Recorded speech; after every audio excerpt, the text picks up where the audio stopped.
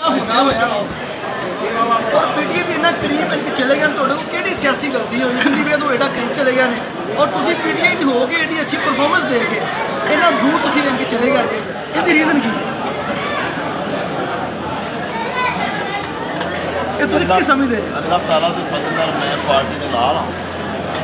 मैं उदों भी नाल जो पार्टी क्राइसिस जी मैं उदों भी नाल जो मैं ज्वाइन कर लिया उस तो बाद मैं अज तक पार्टी के नाल क्योंकि मैं पार्टी का इलेक्शन में मैं पार्टी के नाल नंबर 1 नंबर दूसरी गल अगर पार्टी ने किसी मजबूरी के तहत या किसी भी वजह तो एक इतों का MP है जिन्हें अपना मैंडेट जो है वो चेंज किया है या अपने वोटर के अखबार उन्हें धोखा किया है उनका फेल है। बाकी पार्टी अगर मेरे नाल कोई कमी पेशी की नो प्रॉब्लम है उन्होंने फेल है मेरा फेल है अल्लाह मैंने तौफीक दे कि मैं भैड़े वक्त नाल खड़ोवां नहीं ये कोई सियासी इनकी गलती जी बंद में साथ होता कोई की इन्हें बारे समझते हैं देखो ये चीज़ा तो सारे जोड़े कैंडिडेट रौना साहब ने की गई ने कोई ऐसी सियासी गलती नहीं लगती नहीं लगती सियासी गलती को ना बंदा कोई करप्शन करे बंदे को फंड मिले करप्शन करे क्या दिन मतलब गलत महफिल करे या भाई साहब नून लीग के 5 MP मियां जलील साहब के नाल ने शायद ये तो वजह नहीं कि पार्टी जी है वो अपना पंजाब अपनी हुकूमत बरकरार रखने वास्ते फंड भी दे रही है तो नाल लैके चल रही बारे सच्ची गल बिल्कुल मैनू ये बारे नहीं पता वो किस मसले के तहत उन्हें नाल पार्टी के किहड़ी मजबूरी के तहत नाल है किस मफाद के नाल है मैनू ये पता कि मियाँ जलील अपनी जेब गर्म करने वास्ते अपने दोस्तों अपने वोटरों के तमाम धोखा दे के नून लीग तो जित के छाल मार के हुकूमती कैंपा चला गया और उनकी जी करप्शन के किस्से ने वो पूरे जिले शिवपुर के तमाम ठेकेदार तमाम पटवारी तमाम रजिस्ट्री मुहर्रर तमाम ओवरसीयर तमाम SDO तमाम एक्सीयन तमाम दिहाड़ीबाज और तुहाडे सामने ने तुहाडी तहसील जिहड़े लोग दिहाड़ीबाज ने वो सारे उनके अगे पिछे ने वो फसली बटेरा आप भी है तो उनके नाल साथी भी फसली बटेरे ने वो जिहड़ा सोशल मीडिया से देखा तुहां अताउल्ला तारन का लैटर जी और 4 दिन पहले फैजपुर फातिहा से गया है उत्थे भी किसी दोस्त ने पूछा भी मियाँ साहब तुहाडी की सूरत हाल है उन्होंने कहा जी मैं बुजदार के नाल हाँ बुजदार अगर चला गया तो मैं फिर अपनी पार्टी के नाल हाँ मैं मियाँ नवाज शरीफ के नाल हाँ उन्होंने सोच किन्नी को पुख्ता है किन्नी को अपना है अपना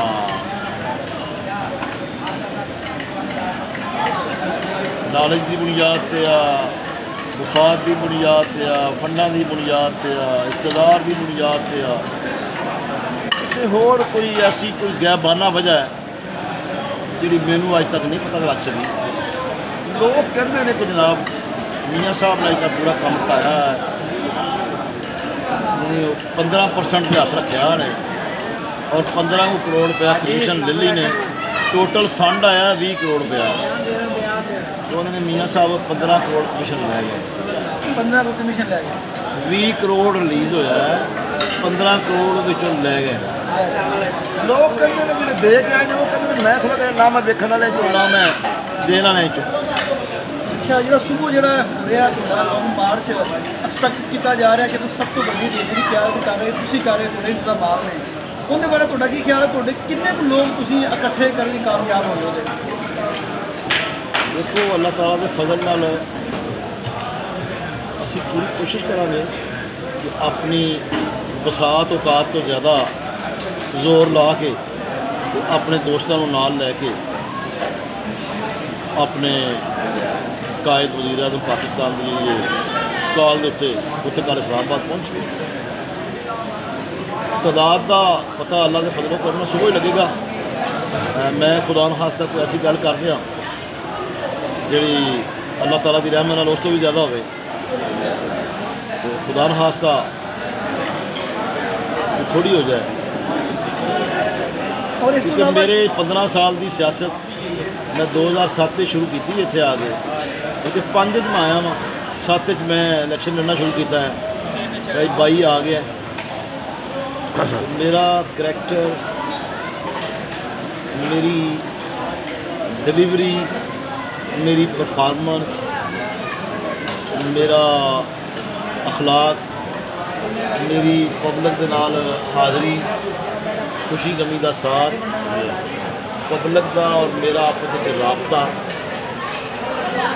सारिया चीज़ां हल्के की आवाम के सामने ने। और थोड़े साफी बरादरी सारे ही उसी भाई साहब लोग ये आखते हैं कि मन्ना साहब बजाते खुद बंदे ईमानदार ने, अच्छे ने, टीम अच्छी नहीं है। बसर करने की कोशिश की है, मैं शराफत नाल बसर की है या नहीं की जी, खिदमत की इलाके की या नहीं की, अच्छा अखलाक रखा या नहीं रखा, खुशी गमी का साथ अपने साथियों नाल हल्के नाल रहा है नहीं रहा, पब्लिक का और मेरा राबता किस लिहाज किस लैवल पर रहा है, हल्के की आवाम ज़्यादा बेहतर गवाह है। शाही साहब लोग ये आखते हैं कि तुहाडी टीम जिहड़ी है अच्छी नहीं, तुसीं बजाते खुद अच्छे हो। ਤੁਹਾਨੂੰ ਇਗਨੋਰ ਕਰਨ ਦੇ ਬਾਵਜੂਦ ਫਿਰ ਵੀ ਸੈਂਕੜੋਂ ਗਾੜੀਆਂ ਦਾ ਕਾਫਲਾ ਲੈ ਕੇ ਰਵਾਨਾ ਹੋ ਰਹੇ ਨੇ, ਇਹਦੀ ਕੀ ਵਜ੍ਹਾ ਹੈ? ਹਰ ਕੋਈ ਪਾਰਟੀ ਦੀ ਕਪਤ ਤੁਹਾਨੂੰ ਮਾਰ ਦਿੱਤੀ ਹੈ ਜਾਂ ਕੋਈ ਆਪਣਾ ਐਸਾ ਕੋਈ जी दो चीज़ा ने, मैनू मैं पार्टी का टिकट होल्डर हाँ NA 120 का, इस तो वड्डा तो ना कोई इलैक्शन होंदा पाकिस्तान में, ना इस तो वड्डी कोई टिकट होंदी है जी, जिहड़ा डायरैक्ट इलैक्शन है ना पाकिस्तान में वो नैशनल असैंबली का है, इस तो वड्डा कोई इलैक्शन नहीं होंदा जी, जिहड़ा कोई तकरीबन 4.5 तो 5 लाख के दरमियान वोटर का इलैक्शन होंदा है। हल्का जिहड़ा है वो तकरीबन 9.25 लाख के करीब है साडा जी, इतना वड्डा direct vote 4.5-5 lakh registered vote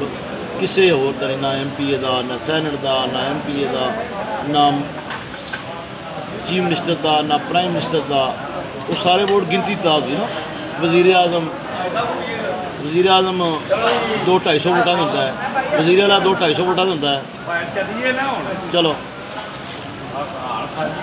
अच्छा ये आखिरी सवाल है कि इमरान खान के खिलाफ जी अदम तमाज तहरीक है, उनके बारे थोड़ा की ख्याल है? अपोजिशन कामयाब होगी कि नाकाम होगी? मैनू उम्मीद है अल्लाह ताला के फजल नाल कि अदम तमाद की जी तहरीक है वो नाकाम होएगी। और दूसरी गल यह कि चूँकि तुसी साफी बरादरी ज़्यादा मेरे नालों टच जे इन्फॉर्मेशन नाल, मैं तो चूँकि एक वर्कर आदमी हाँ, अपने हल्के के रहने वाला आदमी हाँ, मैं कुछ ज़्यादा बड़े लम्बे चौड़े बैठक और मीटिंग नहीं जाता, मैं तो सिर्फ हल्के ही रहना वा, मेरे नाल तुहानू ज़्यादा पता है। लेकिन मेरा ये ख्याल है और मेरी दुआ है अल्लाह के फजलो करम नाल कि तहरीक अदम तमाद जी नाकाम हो इंशाअल्लाह। बहुत शुक्रिया।